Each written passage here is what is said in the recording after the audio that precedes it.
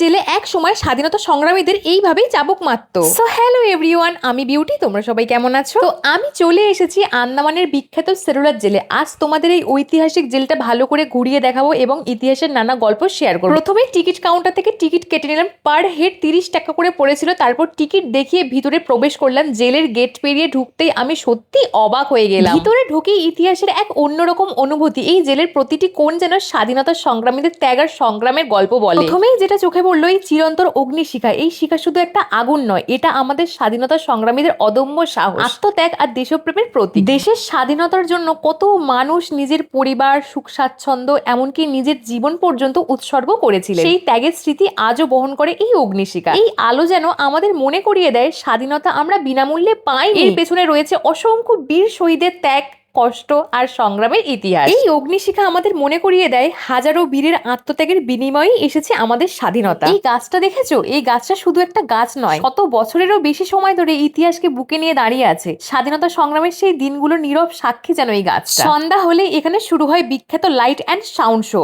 আলো আর শব্দের মাধ্যমে এই জেলের ইতিহাস, স্বাধীনতা সংগ্রামীদের ত্যাগ আর সংগ্রামের গল্প তুলে ধরা হয়। এই জেলের নির্মাণ শুরু হয় 1896 সালে এবং সম্পূর্ণ হয় 1906 সালে। ব্রিটিশরা মূলত স্বাধীনতা সংগ্রামী ও রাজনৈতিক বন্দীদের এখানে আটকে রাখার জন্য এই জেলটি তৈরি করেছিলেন। সত্যি বলতে বাইরে থেকে দেখে বোঝা যায় জেলটা কতটা বিশাল। চারিদিকে তাকালে শুধু ইতিহাস আর ইতিহাস। এই জায়গাটার সঙ্গে জড়িয়ে আছে আমাদের স্বাধীনতা সংগ্রামীদের অনেক স্মৃতি। এই যে স্ট্যাচুটা দেখছো, এটা সেই সময়ের কঠোর শাস্তির একটা দৃশ্য। বন্দীদের দিয়ে কঠিন কাজ করানো হতো, আর কাজ শেষ করতে না পারলে কঠোর শাস্তি পেতে হতো। ঠিক এইভাবে বেঁধে কিন্তু চাবুক মারতো। তাহলে বুঝতে পারছো তো ঠিক কতটা কষ্ট পেত।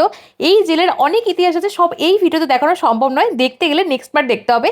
তো ভিডিওটা কেমন লাগলো অবশ্যই কমেন্ট করে জানিও, লাইক করে সাবস্ক্রাইব করে পাশে থেকো।